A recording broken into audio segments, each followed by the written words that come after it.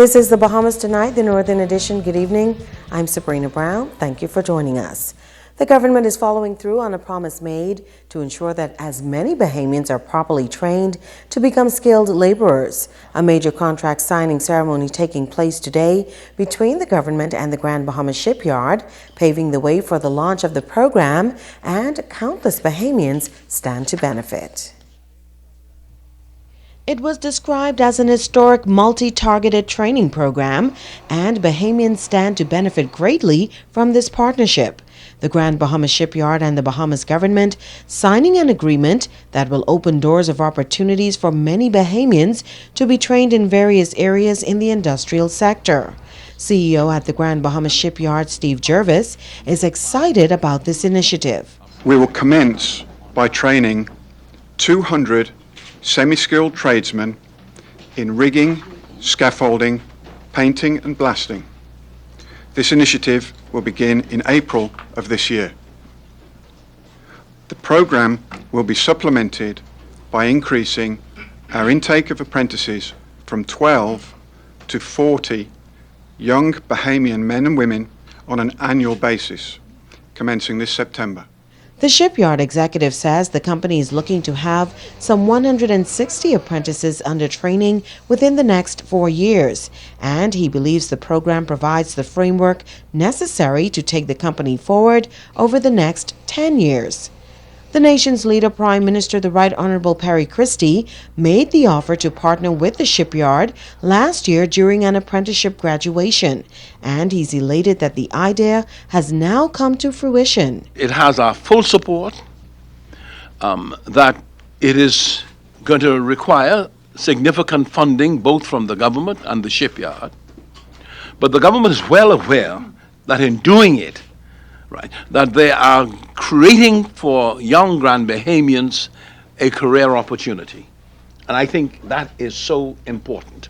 Mr. Christie commended the shipyard for leading the way, and he says this program is a model for other industry partners to follow.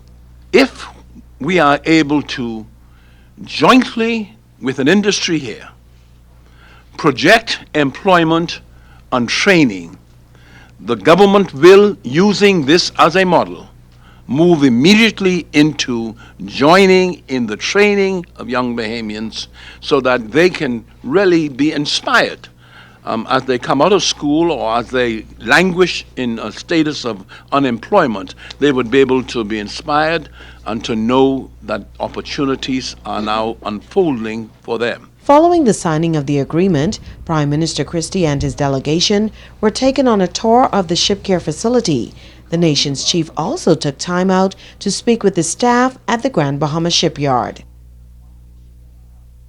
Today's signing ceremony was also a defining moment for the Minister for Grand Bahama, Dr. Michael Darville. He says for years residents have been complaining about the lack of opportunities for Bahamians in the industrial sector. He says the government is committed to reducing the number of foreign nationals employed in the industrial sector and ensure that the available positions are filled by trained Bahamians. Over the past few years, my ministry has begun negotiations with executives from the industrial sector to determine how best this can be accomplished. Since his appointment as CEO for Grand Bahamas Shipyard, I have been working assiduously with Mr. Jervis and his team at the Grand Bahamas Shipyard to develop a training program and employment strategy for the year 2016 and beyond. Minister Darville says this partnership is significant for the island going forward.